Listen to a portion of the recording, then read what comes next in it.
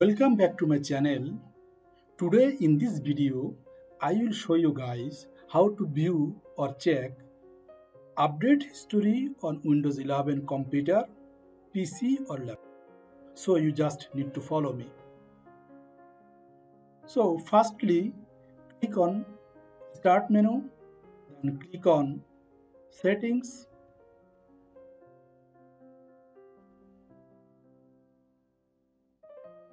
Under Settings menu, you find the option Windows Update.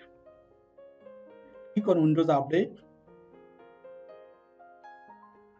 Under Windows Update section, you find the option like Update History. Click on Update History. Here in this window, you see your all Windows update. Hope this video tutorial helpful for you. So please subscribe to my channel for more video. Thank you for watching.